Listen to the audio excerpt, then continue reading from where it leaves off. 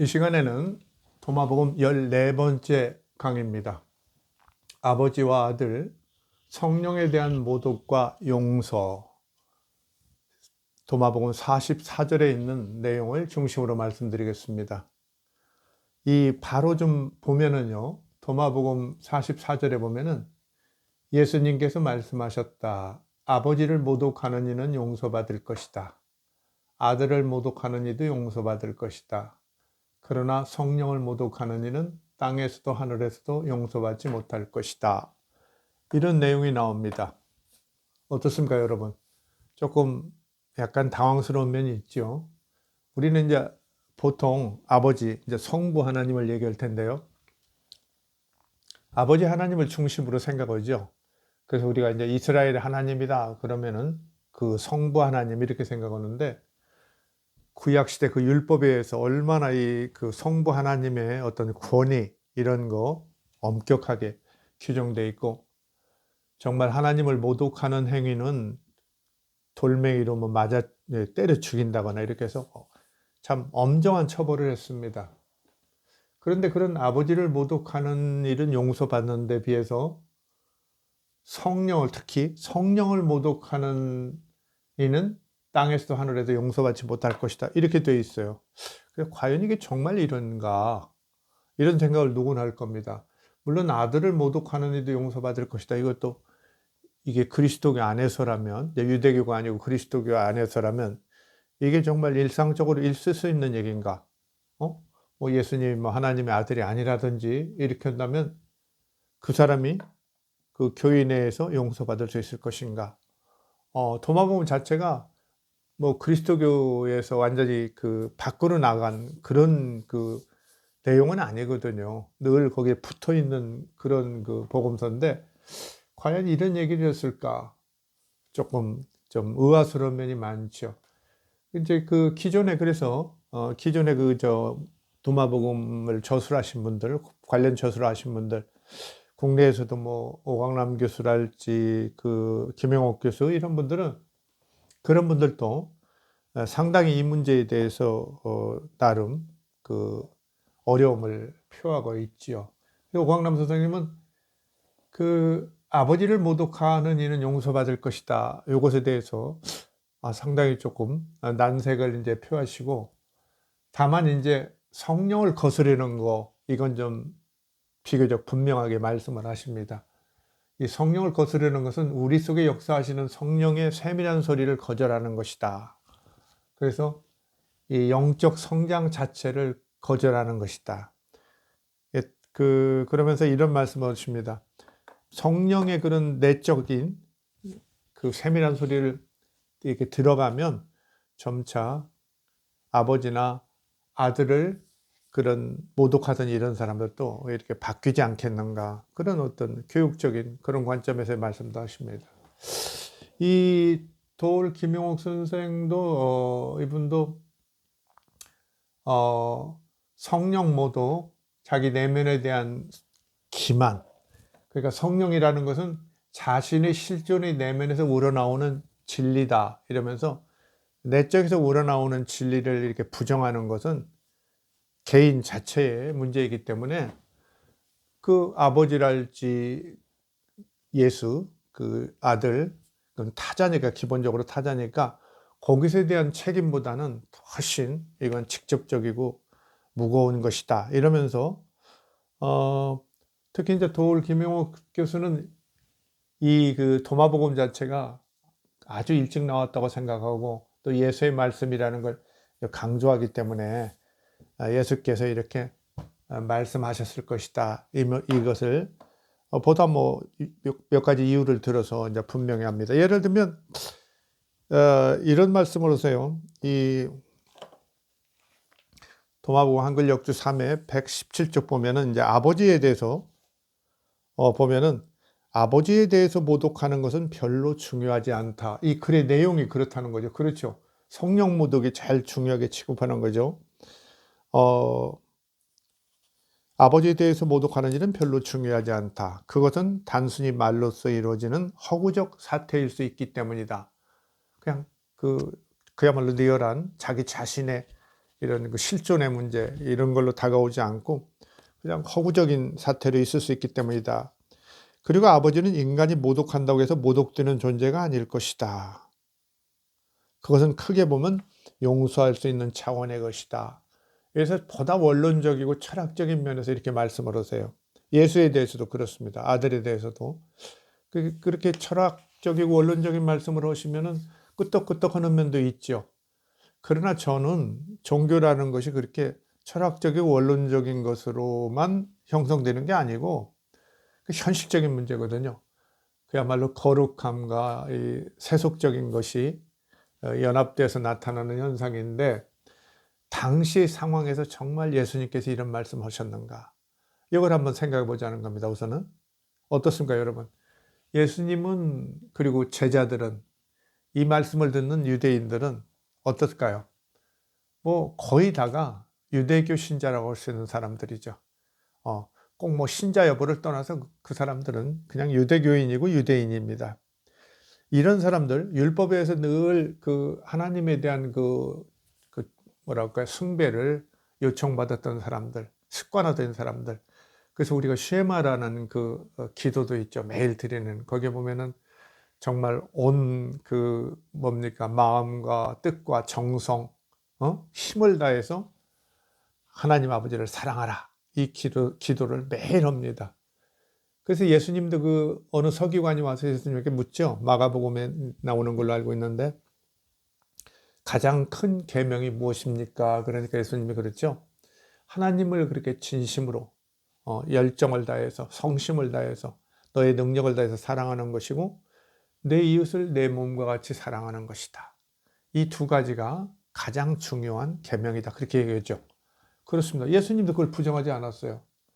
그런데 그런 상황에서 예수님께서 아버지를 모독하는 일은 용서받고 아들 모독하는 일도 용서받고 이렇게 얘기하고 그러나 성령을 모독하는 일은 용서받지 못할 것이다. 그것도 땅에서도 하늘에서도 절대 용서받지 못할 것이다. 이렇게 얘기했을 것인가. 아무리 성령이 개인 내적으로 이렇게 영향을 주는 그런 거라지만 이렇게 아들과 아버지를 모독하는 것은 용서되고 성령만 그 모독하는 문제는 이렇게 심각하게 처리했는가. 이걸 생각해 볼 때 조금 설득력이 어떨까? 약하지 않은가? 이렇게 생각되는 거죠.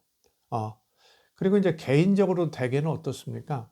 개인적으로도 어떤 사람이 성령의 어떤 감화를 받아들이는 사람이 아들이나 아버지, 그러니까 성자나 성부를 모독하는 행위, 이걸 할 수 있는 것인지. 그렇죠? 성경도 그렇게 가르치지만 되게 그런 거 아닙니까? 이 어떤 내적 이런 감동이 있고 이런 사람들은 그렇게 뭐 아버지와 아들을 모독하는 일이 쉽게 일어날 수 있을까? 이런 생각도 해볼 수 있는 거죠.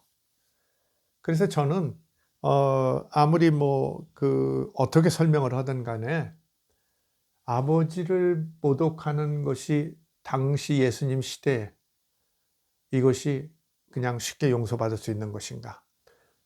아들을 모독하는 이는 용서받을 것이다. 이건 뭐 예수님이 했을 수도 있어요. 그때는 뭐 삼위일체론이 확립된 그런 시대도 아니고 예수님조차도 나는 하나님의 아들이고 독생자다. 나만 숭배해라. 막 이걸 그렇게 요청하고 그런 시절이 아니거든요. 그런 때가. 그렇기 때문에 우리가 이것을 한번 이 구성 자체가 예수님의 입에서 나온 말씀이라고 보는 것은 도저히 그 시대 상황이나 예수님과 제자들을 그들의 신앙 상태 이런 걸 생각할 때 불가능하다. 이렇게 볼 수 있는 거죠. 요새 어떨까요? 이슬람 교도들이 알라 신을 모독한다든지 이것이 용서받는다 이런 생각은 거의 않는 거 아닙니까? 그럴 것 같아요. 그래서 이 문제를 한번 좀 살펴보겠습니다.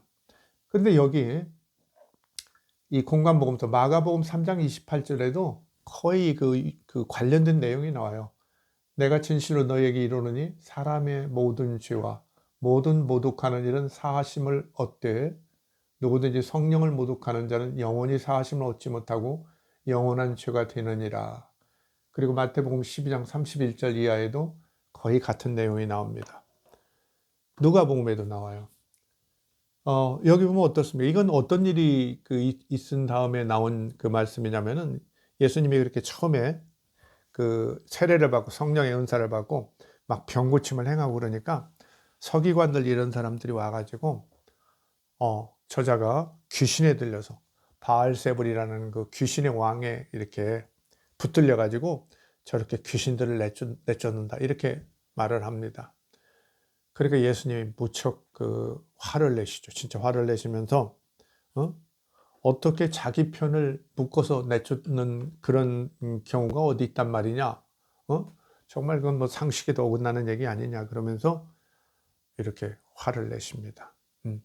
그러니까 너희들은 지금 성령이 하시는 그런 역사를 병고침이랄지 이런 것을 보면서도 그것을 부정하고 그것을 귀신의 일로 모는구나 이러면서 이런 말씀 하시는 거죠. 그래서 사람의 뭐든지와 모든 모독하는 일은 사하심을 얻되 누구든지 성령을 모독하는 자는 영원히 사하심을 받지 못할 것이다. 이렇게 말씀하셨다는 거예요. 이것이 이제 지금 도마복음에도 영향을 주고 있죠. 성령을 모독하는 일은 땅에서도 하늘에서도 용서받지 못할 것이다 이러면서. 그러나 이제 앞부분은 이 마가복음이나 마태복음에서는 얘기되지 않은 내용이에요. 아버지를 모독하는 이는 용서받을 것이다. 아들을 모독하는 이도 용서받을 것이다.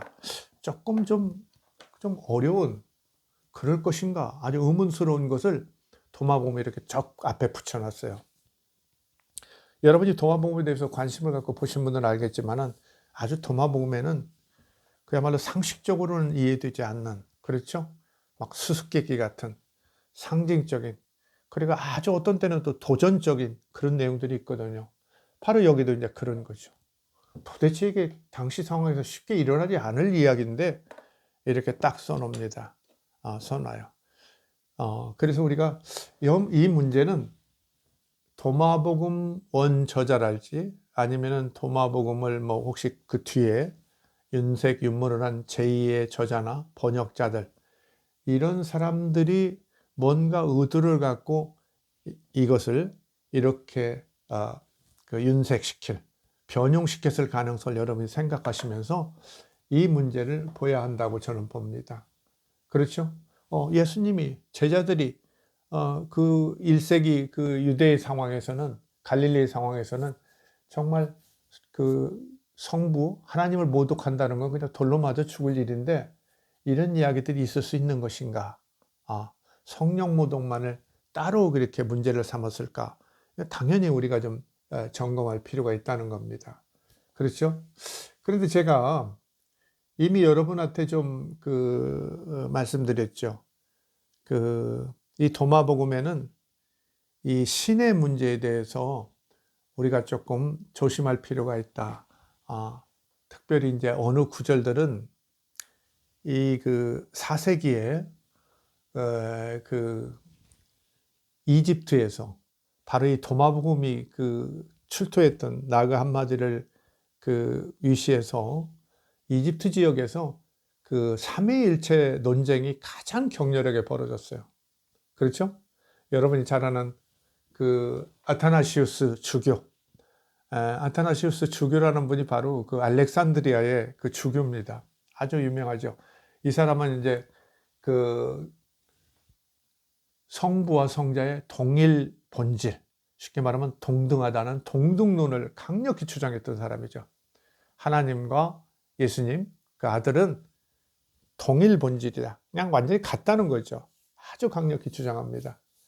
근데 또 사실은 아리우스라는 사람도 그 지역 사람이었는데, 사제인데, 일반 사제인데, 그 사람은 이제 예수는 신이 아니다. 신성을 부정했죠. 아리우스파들은 신성을 부정하고, 신성을 좀 인정하더라도 성부와 성자 간에는 이렇게 차이가 있다. 그래서 성자 예수님은 성부 하나님에 대해서 아버지와 아들로서 종속된 존재다. 종속적 존재다. 그래서 종속론을 주장하게 됐어요. 아주 논쟁이 심했습니다. 근데 여러분, 제가 이제 언젠가 도마복음 앞에서 얘기하면서 그런 말씀 드렸죠. 아타나시우스는 긴 논쟁 과정에서 이 사람은 그 325년 니케아 종교회의 최초의 이제 동일 본질론을 이제 그 인정했던 니케아 종교회의부터 이제 참여해가지고 아주 혁혁한 그 명성을 날리는 그런 사람인데, 니케아 종교회의에서도 동일 본질론이 이렇게 그 정치적으로 이렇게 선포되었지만은 여전히 동일 본질론에 대해서는 많은 반발이 있었죠. 계속 반발이 있었어요. 그래서 심지어 이제 로마 황제들도 뭐 이쪽 편에 들다가 저쪽 편에 들다가 이 상황이 자주 바뀌어가지고 아타나시우스 주교도 그 자기의 그 제법 그 당시 사람으로는 오래 살았는데요. 그 373년인가 아마 371년인지 3년인지 제가 조금 그러네요. 그때쯤 돌아가셨는데 꽤 그 장수한 편이었어요. 근데 그 사람의 생애 중에 5번이나 추방을 당해요. 무려 17년간 그렇게 유배 내지 도망 다녀요. 그 몇 년 동안은, 마지막 몇 년 동안은 그 지역에 파쿠미우스가 세운 그런 그 수도원들, 굉장히 대규모의 수도원들이었거든요. 거기는 남자뿐만 아니라 여성들도, 그 여성 수도원도 있고 그랬는데 그 수도원에 숨어서 몇 년을 지내기도 하죠. 그렇게 지냅니다. 아주 고난을 많이 겪었는데 그런 그 아주 그냥 삼위일체 어떤 그 논쟁의 정말 격전의 현장이 이제 이집트였고, 바로 그 시대였어요. 바로 그 시대에 우리가 말하는 그 도마복음, 통상 우리가 요새 보고 있는 곱트어 그 도마복음이 바로 그 시절에 번역됐을 것이다. 근데 이게 번역만 된 것 같지 않고 그 다른 자료들 있죠? 그 옥시린쿠스에서 나오는 파피루스 자료 3장이 있다고 그랬죠. 부분적인 건데 거기에는 그 114절 중에 그 20절 정도가 나와 있거든요. 20절 정도가 나와 있는데 거기에 2개는 이런 곱트어 내용하고는 상당히 차이가 있어요. 변형을 가했어요. 서로 달라요, 내용이.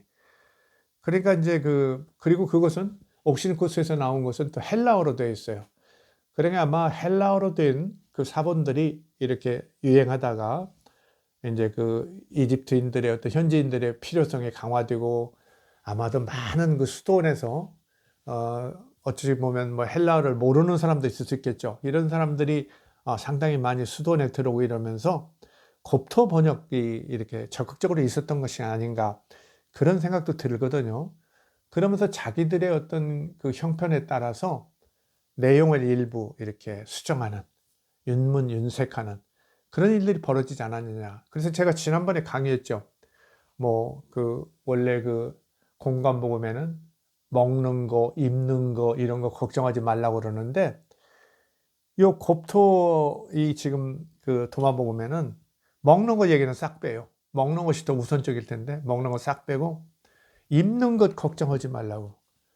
뭐 수도원에서 뭐 수도사들이 입는 거 뭐 걱정하겠어요? 옷도 아마 거의 똑같을 거고 그럴 텐데 그 구절만 이렇게 살리는 그런 변형을 가했다, 그런 말씀도 드렸는데, 그런 것들을 한번 생각해 보실 필요가 있다는 거예요. 왜 그러냐면은 여기가 바로 성부, 아버지, 성부죠. 아들, 성자, 성령, 바로 삼위일체와 직결될 수 있는 것이기 때문에 이것이 삼위일체 논쟁과 연결됐을 가능성을 우리가 당연히 역사적 어떤 안목을 가졌다면 그냥 자연스럽게 이것은 생각할 수 있는 내용이기도 하다.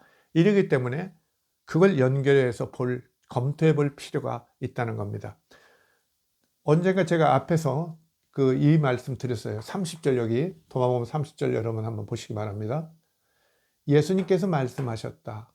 신이 셋이 있는 곳에서는 그들이 신들이다. 둘이나 하나가 있는 곳에 나는 그 하나와 함께 있다. 여러분 어때요? 신이 셋이 있는 곳에는 그들이 신들이다. 이게 뭔 말씀이에요? 신이 셋이 있다면 그들은 그냥 새 신들일 뿐이다, 이런 얘기죠. 어때요, 여러분? 뭔가 좀 다가오지 않아요? 이렇게 그 삼위일체 논쟁의 그 격전의 현장. 그러니까 자기들 스스로도 어떻겠어요? 이 수도사다라는 그 수도승들이 뭐하러 갔어요? 그 자기 인생을 다 내던지고, 그렇죠? 그냥 토굴에 살면서 또 집단 생활하면서 종일, 그렇죠? 뭐 성경 읽고 찬양하고 기도하고 그런 생활만 하는 거 아닙니까? 물론 노동도 하고 이런 생활을 하는데 그들이 인생을 걸고 거기 찾아간 이유는 뭡니까? 영생을 얻고 쉽게 말하면 구원받으려고 간 거죠. 답답한 심정에서 가서 뭔가 구원을 받으려고 왔는데 이 사람들에게 그 당시에 그 삼위일체 논쟁이 벌어지고 있는 거예요. 얼마나 심각한 문제예요. 왜? 신이 어떻게 생겼냐? 예수님은 어떻게 우리가 보여야 하냐? 성령님은, 하나님은 어떻게 보여야 하냐? 이런 가지고 주교를 포함해서 그냥 대논쟁이, 그리고 그냥 그 뭡니까? 그 당시에 이제 가톨릭 세계죠. 그 가톨릭 세계, 그리스도교 전 세계가 서로 그냥 어울려 가지고 뭐 정말 막 그야말로 죽이고 살리려는, 그 다음에 막 권력까지, 로마 황실까지 연결돼 가지고, 그래서 이제 그 아타나시오스는 어떤 때는 그 황제가 아타나시오스를 알렉산드리아 주교에서 추방시키려고 막 군대를 동원하기도 하고 그랬어요. 군대를.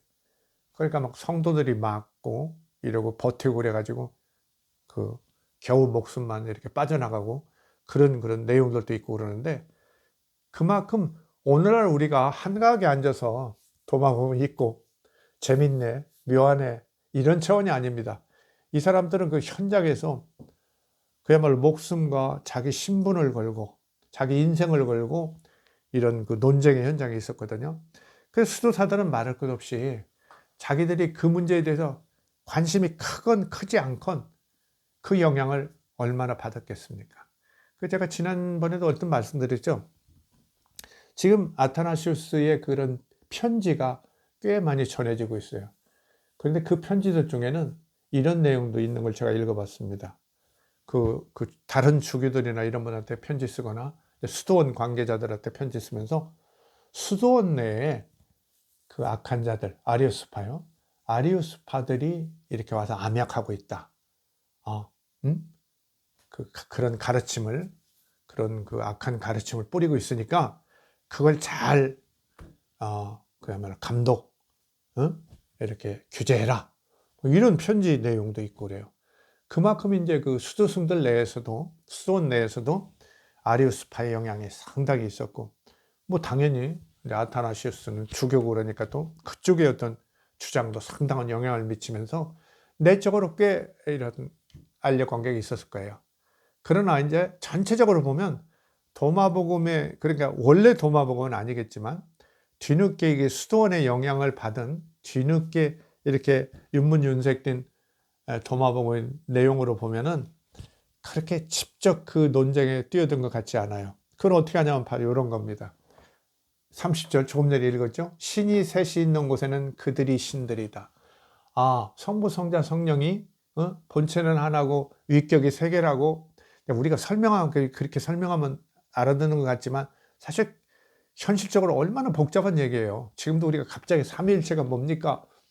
저한테도 설명해 보십시오 하면 좀 머뭇거릴 수밖에 없죠. 그리고 제가 설명하면 상대방은 잘 알아듣는지 어쩐지는 또 다른 문제예요. 그만큼 당시에도 많은 문제들이 있었거든요. 근데 이런 식으로 지금 그 윤문을 가해놨어요. 신이 셋이 있는 곳에는 그들은 신들이다. 그러면 셋이네? 셋의 신이 있을 뿐이네. 이게 다신론이네. 이렇게 하고 좀 비웃는 말이에요. 그런데 이 30절 내용이 아까 얘기한 그 옥시린쿠스 파피루스에 이게 전해지고 있어요. 거기에 그 옥시린쿠스 파피루스 첫 번째 책, 원에 24행에서 30행에 보면은 예수께서 말씀하셨다. 이것은 이제 AD 한 200년경이고요. 우리가 갖고 있는 곱토 이런 그 도마복음은 그 AD 300년 이후다. 대개 이렇게 보거든요. 그러니까 이게 한 100여 년 앞섰다고 보야죠. 헬라어로 됐다고 그랬죠. 예수께서 말씀하셨다. 세 명이 있는 곳에서는 그들은 신과 함께 하지 못한다. 이건 다른 얘기예요. 이 세 명은 사람이에요, 인간. 세 명이 있는 곳에서는 그들은 신과 함께 하지 못한다. 그리고 오직 한 사람만 있는 곳에선 나는 말하노라 내가 바로 그 한 사람과 같이 하리라. 그 한 사람 떠오르지 않습니까? 제가 그 말씀 드렸죠.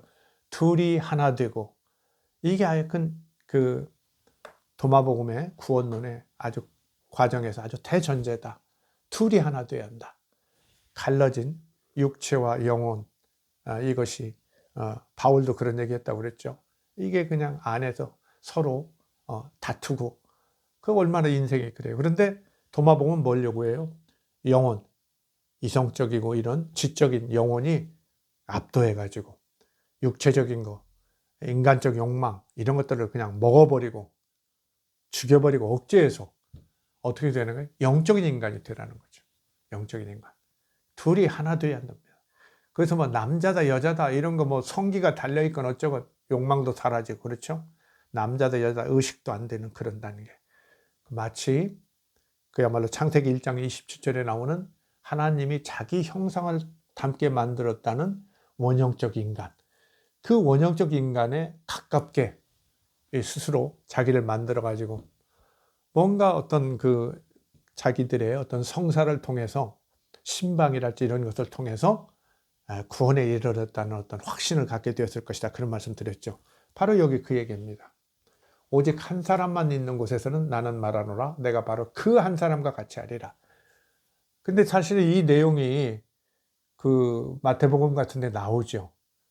거기는 뭐라고 하냐면 두 사람이 합심해서 기도를 하면 하늘에서 하나님께서 그걸 꼭 이루어 주실 것이다. 그렇게 나오죠. 그 다음에 두세 사람이 한 사람이라고 하네요. 마태복음 같은 데는 두세 사람이 내 이름으로 모이는 곳에는 나도 함께 한다. 이렇게 해요. 이게 교회예요. 교회 사실. 그렇죠. 두세 사람이 예수님의 이름으로 모인 곳이 사실 교회의 시작이죠. 그런 교회 모임에는 예수님께서 함께 하시다. 함께 하신다. 이렇게 말씀하셨다는 거예요. 진짜 예수님이 그렇게 말씀하셨나? 말씀 안 하셨을 거라고 봅니다. 역사적에서는. 그것은 이제 마태복음 그 저자가 당시 이제 교회가 새로 시작되니까 그런 말씀을 예수님의 입을 통해서 말씀하신 걸로 그렇게 써놓은 거죠. 자, 요 옥시링쿠스 파피루스 원에서는 분명히 신 얘기는 안 했어요. 세 명이 있는 곳에서는 그들은 신과 함께 하지 못한다.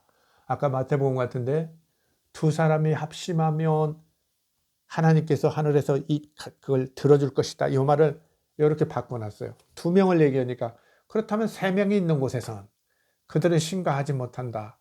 이렇게 딱 바꿔놨는데 요걸 곱투어로 번역하면서 혹은 뭐 다른 저자가 했을 수도 있겠죠.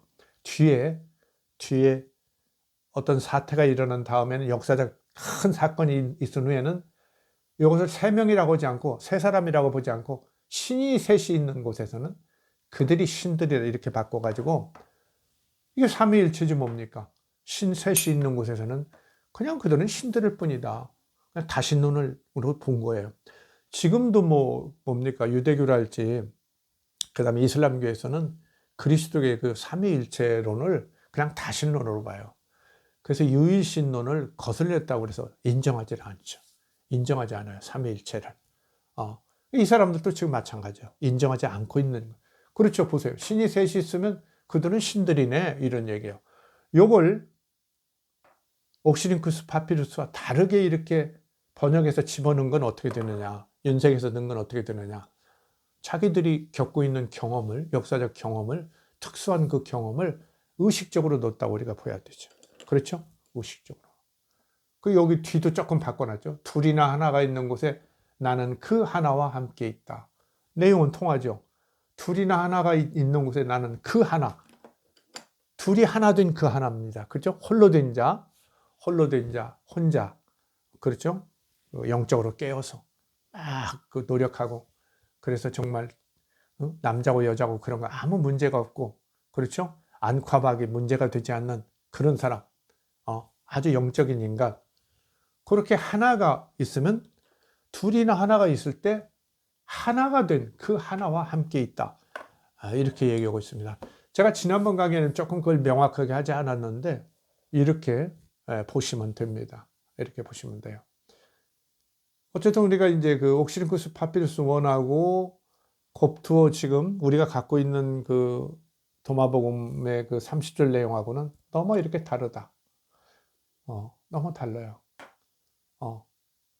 사실은 옥시림쿠스 파피루스 원에는 나는 여기 오직 그 한 사람과 있는 곳에서는 내가 바로 그 한 사람과 같이 여기서 끝나는 게 아니라 도를 들어보아라. 너는 거기서 나를 발견할 것이다.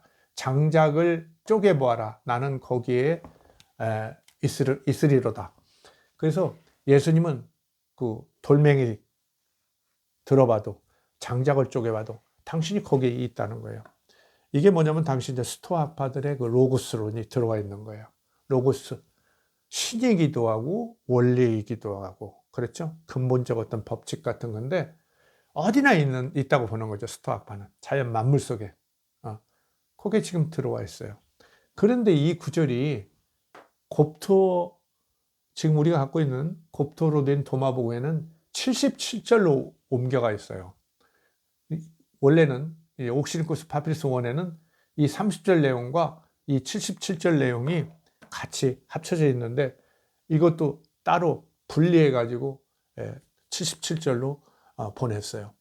이렇게 보면은 이 곱토 우리가 갖고 있는 이 사본이라는 것이 기존의 어떤 전승 자체를 그대로 필사한 그런 것이라기보다는 아무래도 그렇게 정신적으로 그다음에 사회적으로 종교적으로 크게 지금 운동이 일어난 그 이집트에서의 그 수도원 운동 아주 뭐 그야말로 수천 수만 단위로까지 가는 그런 엄청난 인원들이 참여했던 그 수도원 운동 때문에 어디서 이런 사실 그 곱토 그런 라가마즈 나온 항아리에서 13책에 나왔다고 그랬죠. 한 50여 종의 그런 책들을 13책으로 이제 묶어가지고 나온 건데, 가죽으로 잘 묶어서 이렇게 했는데, 누가 그 비싼 파피루스나 가죽 같은 걸 써서 그렇게 책을 잘 재책했고 보관했겠습니까? 그것은 그 대규모의 그런 그 수도원 같은 데서 참여하지 않고는 있을 수 없거든요. 수도원에서 전체적으로 그걸 받는지는 모르지만 적어도 그 중에 상당수가 그런 어떤 영지주의적 그런 서적들을 학습하고 이러는 일이 벌어지고 있었던 거죠. 많은 사람이 있었으니. 그리고 그때는 금지되지도 않았거든요. 물론 뭐 권장되지도 않고 그 어떤 지역 주교에 따라서 엄격하게 그것을 단속하고 그랬지만은 뭐 일부 지역에서는 그것들이 그냥 용인되고 그런 사태도 있었으니까요. 우리가 이제 그걸 참고해 보면 됩니다. 그래서 그 곱토 사본 30절은 분명히 신이 셋이 있는 곳에는 그들이 신들이다는, 전혀 어울리지 않는 이런 구절을 딱 넣어서 삼위일체론을 지금 조롱, 비난하고 있는 것이다. 그래서 이제 이 도마복음을 지금 이렇게 간직하고 있는 분들은 이 삼위일체설에 대해서 반발하고 있었던 거죠. 내적으로. 적극적으로 반발한 것 같지는 않아요. 그렇죠? 뭐 다른데 그런 내용을 더 적극적으로 좀 쓸만한데, 그렇게 막 아리우스파의 뭐 선봉에 서가지고 그런 운동을 하고 그 정도는 아닌 거죠. 근데 나중에도 보면 알겠지만 영지주의 계통은 또 그런 것과는 조금 거리를 두고 자기들 나름의 독자적인 뭐랄까요, 신화, 막 하늘의 구성에 대해서, 신의 문제에 대해서 아주 독자적인 신화를 만들어 가지고 다른 얘기를 하고 있죠. 뭐 성부, 성자, 성령하고는 차원을 댈 수 없는. 그리고 이제 많은 이게 이제 사색이라고 하는 영지주의도 상당히 이제 아주 끝물에 속하는데, 그때는 야훼 신이랄지 이런 거에 대해서는 전혀 신경도 안 쓰고, 야훼 신을 아주 그냥 하급 신으로 치고 하급 창조주, 이 세상의 창조를 망친 그런 존재로 보고 이럴 때니까, 이 곱토 사본이 아무래도 다른 영지주의 서적들이 많은 가운데 나온 걸 보면은 그런 영지주의적 분위기에서 이게 보관되고 이렇게 공부됐다고 볼 수 있으니까요. 그들이 그렇게 전통적인 성부, 성자, 성령의 그리스도교 정통 어떤 교회에서 벌어지고 있던 삼위일체 논쟁에 그렇게 적극적으로 뛰어들지는 않았던 걸 알 수 있어요. 약간 거리를 두면서 조롱하고 비웃는. 아니 신이 셋이서 하나라고 그게 말이 돼? 그들은 그냥 새 신들이네 이런 얘기를 여기다 좀 집어넣은 거죠. 근데 언급하지 않을 수는 없는 거죠. 신의 문제에 수도승들이 당연히 큰 관심을 가졌을 테니까요.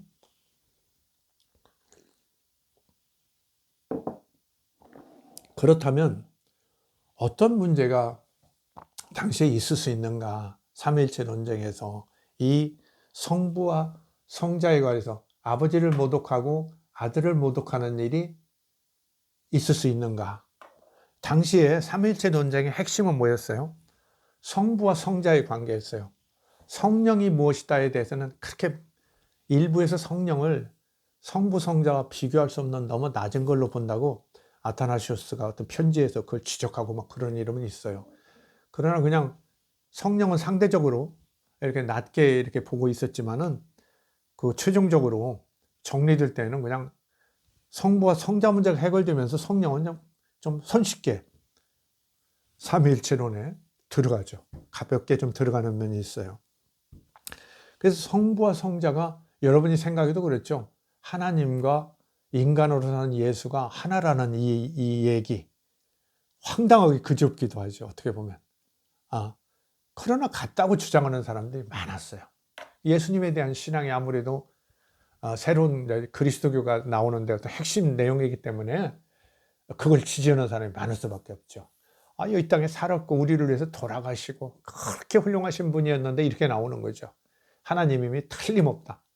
우리가 이제 빌립보서 2장 6절 같은데 바울도 그런 얘기 하죠. 예수님은 본래 하나님이었는데 그 본체가 하나님과 같았는데 그 동등됨을 당신이 사양하시고 이 땅에 이렇게 내려와서 십자가를 받았다. 이렇게 하고 그러죠. 그래가지고 뭡니까 고린도 후서 13장 제일 마지막 절에 보면 편지의 인사도 그렇게 하죠. 주 예수 그리스도의 은혜와 하나님의 사랑과 성령의 교통하심이 너희와 함께 있을지어다. 이래서 거의 삼위일체 비슷한 얘기를 합니다. 그리고 이제 우리가 잘 아는 이제 마태복음 마지막 부분에도 그랬죠. 너희가 이제 제자들한테 예수님이 전도 명령했다고 그러면서 세상 끝까지 전도해라 이러면서 어때요? 성부와 성자와 성령의 이름으로 세례를 주고 나의 가르침을 이렇게 가르쳐라. 이런 말씀도 나오고 그러죠. 그래서 삼위일체 노는 아니지만 성부, 성자, 성령의 이 문제는 그리스도교 초기부터 아주 초기 교회부터 사실상 문제되고 있었거든요. 그런데 이 삼위일체 논쟁이 이집트에서 이렇게 이집트뿐만 아니에요. 그리스도교 전체가 벌어졌지만 아주 가장 격렬한 현장이 이집트였다는 얘기입니다. 오해 있으시면 안 됩니다. 특히 그냥 아타나시우스라는 인물이 수도원에도 막 숨었고 나중에는 이제 367년에 자기가 돌아와서 부활절 편지에서 성경을 신약 성경 27권에 이름을 딱 나열하면 이렇게 나열하고 다른 어떤 의경들을 정리할 필요성을 얘기하죠. 그러면서 이렇게 이 곱트어 도마복음도 항아리에 이렇게 집어넣어서 나가 한마디에 묻히는 신세가 됐을 것이다. 이런 걸 생각해 보면 아주 이거 삼위일체 논쟁이 우리가 아주 중요한 지금 이 도마복음 내용하고 연관성이 있을 가능성이 매우 높은 거죠. 그런데 그 당시에 아버지를 모독하는 일이 내용적으로 있었다고 볼 만한 점이 있어요. 삼위일체 논쟁에서. 왜 그러냐면 예수가 신이 아니라고 생각하는 아리우스나 이쪽 사람들의 생각으로 볼 때는 성부와 성자가 동등하다, 동일 본질이다. 이 주장은 예수를 높이고 성부 하나님, 아버지를 낮춘다고 생각했을 거예요. 그러니까 아버지는 모독당했다고 볼 수 있는 거예요. 그러니까 아리우스파들은 아타나시우스파를 보고 뭐라고 했겠어요? 저자들은 성부와 성자가 동일 본질이라고 하면서 하나님을 모독한다. 성부 하나님을 모독한다. 이 자들은 신성 모독죄를 범하고 있다. 이렇게 했을 거예요. 그렇겠죠. 그런데 아타나시우스파에서는 예수님도 동일 본질이 하나님이라고 보니까 아리우스파가 어떻게 될까요? 예수는 신이 아니다고 주장한다거나 그 다음에 예수는 하나님 아버지에 대해서 종속적이라고 주장하는 자들은 아타나시우스 파가 볼 때는 저자들은 예수 그리스도를 성자 하나님을 신이 아니라고 하니까 종속적이라고 하니까 모독하고 있다고 봤을 거예요. 서로 굉장히 싸웠을 것 같아요. 그 논쟁의 현장에 그런 내용이 나왔을 거예요. 제가 뭐 그 지식도 다 없고 그러기 때문에 모르지만 당연히 이 구절을 보면 우리가 충분히 유추할 수 있어요. 그렇죠? 아버지, 아들, 성령을 얘기하는데 계속 모독 얘기가 나온단 말이죠. 성령 모독은 복음서에도 나오고 예수님의 입에서도 나왔을 만한데, 아버지 모독이나 아들 모독은 예수님이 뭐 아들 모독 문제를, 자기 모독 문제를 얘기했을 리는 없고요. 아버지, 성부 하나님을 모독하는 것은 용서받을 것이다, 이렇게 얘기했을 가능성도 없다고 그랬죠. 아까 1세기의 그 유대 현장에서는. 그래서 이것은 실제는 아타나시우스파와 아리우스파들의 서로 상대를 공격하는 내용이었을 것이라는 거예요. 그렇죠. 그런데 아까 그랬죠. 30절 얘기를 하면서 신이 셋이 있는 곳에는 그들은 신들일 뿐이다. 그냥 다 신는 얘기야. 저게 무슨 진리야. 저건 아니야. 저자들이 어떻게 하나님을 알아? 하나님을 알 수 없다고 생각하고, 자기들의 어떤 신론은 따로 이제 그 영지주의자들은 또 이렇게 펼치는데, 정말 잘 알 수도 없는 거고, 알지도 못하면서 저들이 저렇게 논쟁을 벌이면서 상대를 하나님을 모독했다, 성자를 모독했다고 저러고 싸우고 있네, 이런 거예요. 그러니까 그분들이 볼 때는 이 도마복음의 이런 지금 곱토 사본을 손댄 그 저자들이 볼 때는 어떻겠어요? 쓸데없는 짓을 하는 거예요. 신에 관해서 알지도 못하면서 자기들이 서로 맞다고 막 논쟁을 하고, 상대방이 아버지를 모독했다고, 아들을 모독했다고 저렇게 싸우고 있는 거예요. 성자를 모독했다고 싸우는 일은 없었어요. 그 당시에. 성령을 모독했다고 싸우는 일은 없었는데, 성부를 모독했다, 성자를 모독했다는 그 내용 자체가 그렇다는 거예요. 이것을 이분들이 이렇게 봤던 거예요. 저 사람들은 쓸데없는 일을 한다. 삼위일체 논쟁이랑 쓸데없는, 이렇게 시끄럽다. 진리도 모르면서, 신이 실제 어떤 건지 그 존재조차 제대로 모르면서 저렇게 떠들고 상대를 이렇게 신성모독했다고 욕하고, 이렇게 그야말로 죄인으로 몰아간다. 다 쓸데없는 짓이다. 그러면서 이분들은 뭐라 하냐면, 그 논쟁 자체가 의미도 없고 진리도 아니기 때문에, 아버지를 너희들끼리 지금 싸우고 있는데, 쉽게 말하면 아타나시우스 파나 아리우스 파나 다 그냥 아무것도 아니다. 그냥 너희들 인간들이 자기들 지식 안에서 하나님을 제대로 모르면서, 예수님의 어떤 본성에 대해서도 제대로 모르면서 저희들 저렇게 치고받고 싸우고 있다. 그게 진리라고 싸우는데 그거 아무것도 아니다. 그러면서 도마복음을 읽는 그 사람들에게 그런 말을 하는 거죠. 너희들 그것 때문에 마음 쓰지 마라. 둘 다 아무것도 아니다.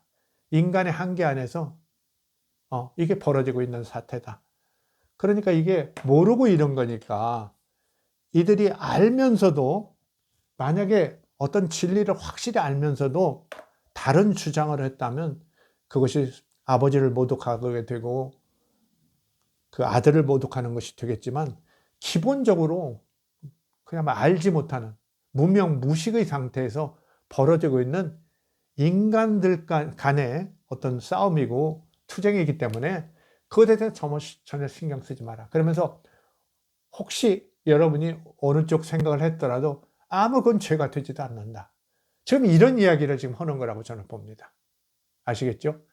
그리고 이 사람들은 삼위일체 논쟁 자체가 아무 쓸데없는 짓이고, 진리하고 관계없는 인간의 어떤 지식 사이에, 그야말로 한계가 있는 인간의 지식 사이에 어떤 논쟁이고 그러기 때문에, 이것은 저들이 몰라서 벌어지는 일이라는 거죠. 몰라서 벌어지는. 여러분 여기 누가복음 23장 34절 한번 보면요. 그 예수님께서 그때 그 십자가에 못을 박히셨다 그래요. 양편에 그 강도를 이렇게 해서 못을 박았는데, 바로 그 뒤에요. 십자가에 못 박히시고, 이에 예수께서 이르시되 아버지 저들을 사하여 주옵소서, 자기들이 하는 것을 알지 못함이니이다 하시더라. 예수님, 예수님이 아버지 하나님, 저들이 알지 못하고 지금 저를 십자가에 이렇게 죄인들하고 같이 못 박았습니다. 알지 못하니까 용서해 주십시오. 이런 거예요. 그럼 알지 못하는 건 용서해 달라는 이런 말씀이 누가복음에도 있어요. 예수님의 말씀으로. 뭐 실제 그런 말을 하셨는지 모르지만 좀 개연성 같은 걸 생각해 볼 만하죠. 그래서 알지 못함은, 그러니까 고의가 아니면 죄가 되지 않는다는 생각은 이렇게 신약 성경 누가복음에도 있어요. 당시 사람들이 많이 생각했어요. 그리고 사실은 그 토라, 모세오경에도 그런 내용이 나와요. 고의가 아닌 경우에는 처벌을 면하는 경우가 나옵니다. 제도화하고 있어요. 그게 여러분 뭐냐면은 구약 성경을 아시는 분은 아실 텐데, 그게 그 유명한 도피성이에요. 도피성. 이 도피성이라는 게 있는데, 죄를 진 사람이 죄를 지면은 자기가 일부러 이렇게 고의적으로 죄를 지은 게 아니라 실수로 지은 죄라고 생각하면 사람을 다치게 하거나 죽게 하는, 특히 죽게 하는 경우가 문제되는데요. 그 율법은 뭐라고 그래요? 피를 보게 한 자는 반드시 피로써 갚아라 그렇죠. 그야말로 이에는 이, 눈에는 눈이에요. 그래서 피를 흘린 자는 특히 용서하지 말라고 율법은 강력하게 얘기하고 있어요. 그 토라에 보면 나오죠. 그러면서 반드시 죽여라. 그래서 일가 친척들, 형제 자매들은 그 죽은 자의 원수를 갚을 의무가 부과돼요. 반드시 그것을 갚아서 이 땅에서 함부로 피를 흘리지 않도록 해라. 그렇게 엄격하게 규정을 합니다. 그런데 정착 생활을 하면서 어떤 일이 벌어지냐면 그냥 고의가 아닌데 남을 죽게 하는 경우가 벌어지고 있어요. 그 예를 들면 이제 신명기 그 19장 같은 데도 그런 얘기가 나오는데, 이웃하고 둘이 산에 가서 나무를 베다 도끼질을 하다가 잘못해서 도끼날이 빠져나가서 그 옆에 있는 이웃이 맞아 죽었다고 하자. 그럼 그건 너무 억울하지 않느냐. 일부러 죽인 것도 아니고 같이 가서 일을 하다가 그랬는데, 그럴 때 이 사람들은 그 몇 곳 지정된 그 동편에 6개의 성을 지정해 놨어요. 그러면서 그 도피성으로 들어가면 거기에 제사장이 이 사람의 그 고의성을 판단해서 만약에 고의적으로 하고 도망왔으면 묶어서 밖으로 내놔버리고 일가 친척들이 죽이라고, 정말 고의가 아니고 순전한 실수로 우연으로 사고가 났을 때는 그 사람을 도피성에 살게 해요. 언제까지? 그를 받아들인 제사장이 죽을 때까지. 그러니까 뭐 그냥 젊고 그런 사람 만났으면 그냥 몇십 년 살 게고, 그렇죠? 늙은 할아버지 만났으면 이제 빨리 끝나고 나오겠죠. 그리고 그렇게 제사장이 죽은 다음에 밖으로 나온 사람은 아무리 사람을 죽였더라도 절대 원수를 갚으면 안 돼요. 그러니까 좀 더 합리적인 것을 가미한 거죠. 그렇죠. 피를 보게 한 자, 살인자는 반드시 죽여라. 이렇게만 하다 보니까 고의가 아닌 선의로 이렇게 오는 사람, 우연으로 오는 사람들, 이런 문제도 발생한단 말이죠. 이거는 뭔가 배려가 있어야겠다. 인간의 뭐랄까요, 그 지적 능력이 발달하면서 이제 나오는 얘기죠. 그러면서 이 도피성 제도라는 게 있어요. 그래서 고의가 아닌 경우에는 이렇게 율법에서 용서하거든요. 그렇죠? 그래서 한번 생각해 보세요. 제가 볼 때 이 도마복음 원저자는 아니라고 보고요. 이 4세기에 그 치열한 삼위일체 논쟁이 벌어지고 있던 이집트에서 아마 그 파코미우스가 세운 그 수원 내에서 어쩌면 이런 번역이랄지 이런 또 윤문 같은 게 가해졌을 텐데, 그 사람들이 그 논쟁에 어떻게 보면은 문제를 이렇게 완화시키고 해결하는 과정에서 너희들 본의 아니게 아버지를 모독하는 이는 용서받을 것이고, 너희들이 몰라서 본의 아니게 아들을 모독했던 이들도 용서받을 것이다. 왜? 그건 고의가 아니고 인간이 알지 못해서, 여기 있죠? 예수님도 십자가상에서 얘기했다는, 저들이 자기 하는 짓을 알지 못하니 하나님 용서해 주십시오. 이러듯이 이 사람들은 도피성에 고의가 아닌 사람은 거기에 살도록 해서 그 죽음을 면하게 해주듯이 이렇게 용서 가능성을 이렇게 넣지 않았느냐. 그래서 그야말로 성부 아버지를 모르고 그 논쟁에 참여했다거나 논쟁에 참여하지 않고도 그냥 마음속으로도 그렇게 생각했던 사람들도 용서받을 것이고, 그건 모르고 한 거니까, 고의도 아니니까. 아들을 본의 아니게 모독하는 이런 그런 그 종속론자랄지 신성을 부정하는 자들도 모르고 그랬으니까 그것도 용서받을 것이고, 이렇게 얘기했을 것이라는 거예요. 그러면 이 성령을 모독하는 일은 용서하지 못할 것이라는 원래 전승도 있고, 그렇죠? 그러니까 그것을 이렇게 살려서 얘기하는. 근데 결과적으로 보면은 우리가 4세기에 어떤 이 그 곱토 번역본이 나오는, 그 다음에 그 원 저자가 아닌 제2저자 이하의 저자가 이렇게 윤문 가피를 했을 텐데, 그들의 저술을 내용을 모른다면 이 역사적 사실, 그 이집트에서 정말 치열하게 벌어졌던, 그래서 수도원 내에서도 상당한 문제를 일으켰던 삼위일체 논쟁을 여기에 대입하지 않는다면 이 구절은 도저히 해석할 수 없는 거죠. 아무리 머리 좋은 분들이 아버지를 모독하는 이는 또 용서받고 아들 모독하는 이도 용서받는다는 게, 이게 기독교 공동체에서는 있을 수 있겠냔 말이죠. 그리스도교 공동체에서는. 더군다나 예수님이 있을 때는 아주 유대교가 그래도 아주 제대로 움직이고 있는 때인데, 어떻게 아버지를 모독하는 것이 용서받을 수 있다고 예수님의 입으로 말씀하셨겠냐는 거죠. 그건 도저히 불가능한 얘기입니다. 그래서 이것은 이렇게 도마복음이 어떤 윤문윤색을 거치면서 이렇게 30절에 신이 셋이 있는 곳에서는 그들이 신들이다와 같은 이런 좀 질적으로 다른 내용이 들어오고 윤문이 되는 이런 상황에서 이것도 삼위일체 논쟁의 그런 관계하에서 그것을 정말 무지한 인간들의 행위로 보는, 참 쓸데없는 짓이라고 보는 이 도마복음의 제2, 제3의 저자들이 이런 내용을 집어넣었을 것이라는 거예요. 아시겠죠? 그리고 사실은 이런 어떻습니까? 마태복음 같은 내용에 둬도, 그리고 마가복음 내용에 봐도 어때요? 마가복음 3장 28절 다시 한번 읽어볼게요. 내가 진실로 너에게 이르노니 사람의 모든 지와 모든 모독하는 일은 사하심을 얻되. 이거 보세요. 사람의 모든 지와 모든 모독하는 일은 사하심을 받는다고 그랬어요. 성령 모독만 용서 못 받는다고. 그러니까 이 사람들이 볼 때는, 곱토 도마복음의 윤문을 한 이분들이 볼 때는 어떻겠어요? 제2, 제3의 저자들이 볼 때는 이것은 그냥 저들끼리 몰라서 모독하고 난리 났던 일이에요. 그러니까 이건 진리하고는 관계없다고 보는 거예요. 자기들은 다른 생각을 하고 있기 때문에 진리도 아니다. 이거는 자기들이 모르는 사이에, 정말 모르고 예수님 십자가에 못 박고 막 옷 제비 벗고 즐거워하고 이러는 그 노마병정들을 보면서 이렇게 쓴 내용처럼 모르고 고의도 아니게, 특히 모르고는 상태, 무지한 상태에서 벌어지고 일이기 때문에 책임을 안 묻는 거죠. 사실은 여기에도 해당된다고 볼 수 있는 거예요.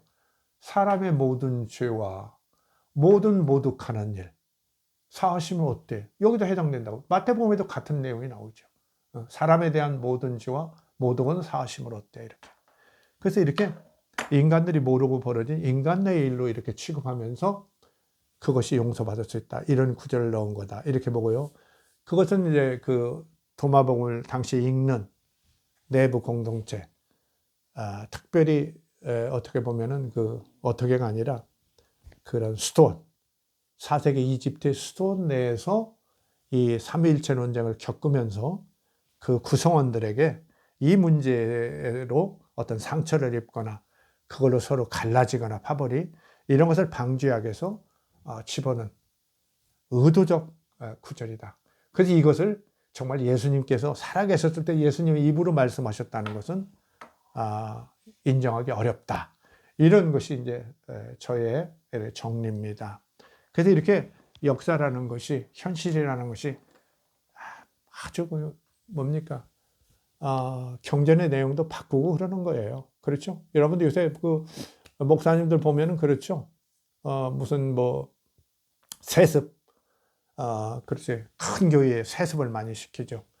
그런데 이제 부자간의 세습뿐만 아니라 이제 3대 세습이 나올 거예요. 북한처럼. 그렇죠? 이제 손자에까지 주는 일들이 이제 곧 벌어질 거거든요. 벌어지고 있는지도 모르겠는데 그렇게 세습을 하면서도 그 또 성경 구절 같은 걸 기묘하게 또 찾아서 막 또 그 합리성 같은 걸 주장하고 그러죠. 이런 거 보면은 이렇게 정말 예수님의 말씀이라는 것이 이렇게 설명되는가. 어, 어. 그리고 그냥 뭐 강단에서도 남을 저주하고 뭐 이런 것들이 아주 그냥 또 벌어지는 일들이 덜어 있죠. 이런 거 보면은 이제 성경 말씀이라는 것의 권위, 또 그런 사람일수록 또 오직 성경, 오직 믿음 오면서 주의 종한테 충성을 하고 그러면서 아주 그냥 신도들을 이렇게 세뇌시키고 그런 경우가 많이 있는데, 이런 것들을 보면 이 종교라는 거, 말씀이라고 하는 경전이라는 것도 다 이렇게 역사 속에서 인간들이 이렇게 변형을 가할 수도 있고 그런 것임을 여러분도 이제 받아들이시기 바랍니다. 오늘 이 정도 말씀을 드리겠습니다. 이렇게 정말 그 성부 하나님의 모독이라는 도저히 그 인정할 수 없는 일이 어떤 역사적 사건을 겪으면서 이게 내부적으로 아마도 이제 그 이집트의 그 바쿠메우스 이런 수도원 내부의 내에서의 어떤 필요성들에 의해서 이런 구절들이 특별히 저렇게 예수님의 말씀처럼 해서 이렇게 윤문윤색돼서 저렇게 들어가서 우리들에게 혼란을 주고 있다, 이런 정도로 정리하면 아마 진실에 가깝지 않을까 이런 생각을 합니다. 이상 마치겠습니다. 감사합니다.